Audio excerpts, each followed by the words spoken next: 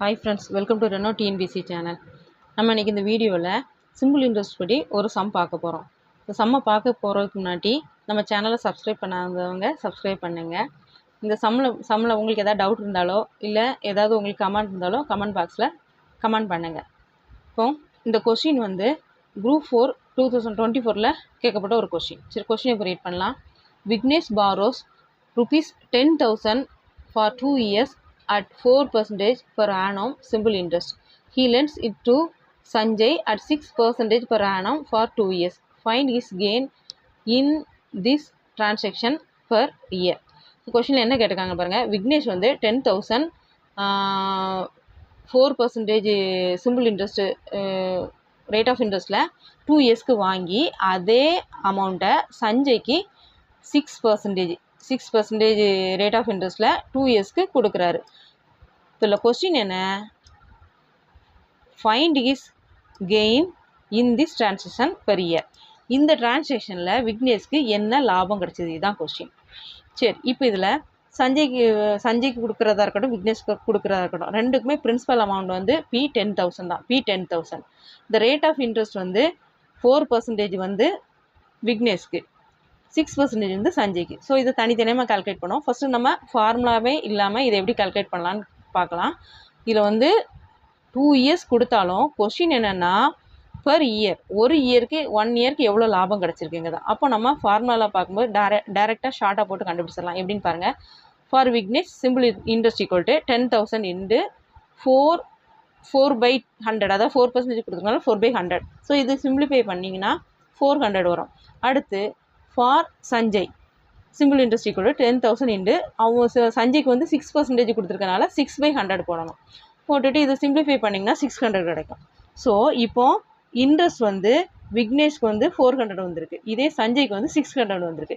அப்போது விக்னேஷ் வந்து இந்த டிரான்சாக்ஷன் பண்ணனால என்ன லாபம் கிடச்சிருக்கோம் அப்படின்னு பார்த்தா, சஞ்சய்க்கு கொடுத்துருக்க இந்த 600லேருந்து இந்த 400 சப்ட்ராக்ட் பண்ணோம். So gain of Vignesh for 1 year equal to 600 - 400 equal to 200. இப்போ இதுதான் 200 தான் ஆன்சர். இது அடுத்து ஃபார்முலா போட்டு எப்படி பார்க்கணும் அப்படின்னு பார்க்கலாம். ஃபார்முலா போட்டிங்கன்னா PNR simple interest equal to PNR/100 அந்த ஃபார்முலாவில் போடணும். ஸோ ஃபஸ்ட்டு விக்னேஷ்க்கு for Vignesh principal amount 10,000, rate of interest 4%, n equal to 2 years. இப்போ சிம்பிள் இன்ட்ரெஸ்ட் ஃபார்முலா PNR/100 இதுதான் ஃபார்முலா. ஸோ P வந்து 10,000 போட்டாச்சு. அடுத்து ரேட் ஆஃப் இன்ட்ரெஸ்ட் போட்டாச்சு 4/100 × 2. ஸோ இதை சிம்பிளிஃபை பண்ணால் 800 வருது. என்ன இங்கே 400 வந்துச்சு, ஆனால் இங்கே வந்து 800 வருதுன்னு பார்த்தா இது வந்து நம்ம 2 இயர்ஸ்க்கு கண்டுபிடிச்சிருக்கோம். ஃபார்முலா அப்படி பார்த்தா 2 இயர்ஸ் கண்டுபிடிச்சிருக்கோம். ஸோ 2 இயர்ஸில் விக்னேஷ்க்கு எவ்வளோ சிம்பிள் இன்ட்ரெஸ்ட் வருது? 800. இந்த 800 வருது. அதே இது அடுத்து நம்ம சஞ்சய்க்கு கால்குலேட் பண்ணுவோம். சஞ்சய்க்கு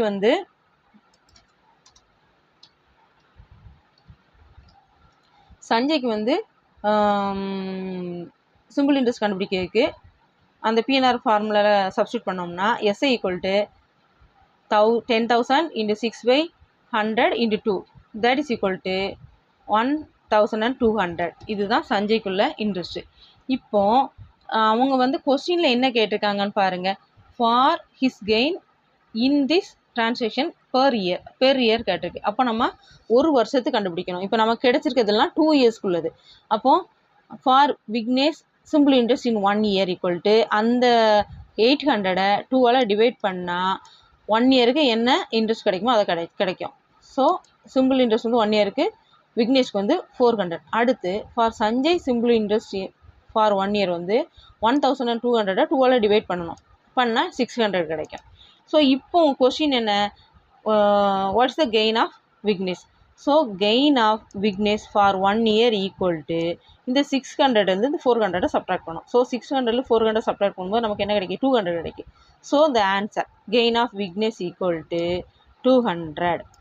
சரி, இப்போ இந்த கொஸ்டினில் நம்ம வந்து ஃபஸ்ட்டு ஃபார்முலா இல்லாமல் இந்த சம்மை எப்படி செய்கிறது பார்த்துட்டோம். அடுத்து ஃபார்முலா வச்சு எப்படி செய்யணும்னு பார்த்தாச்சு.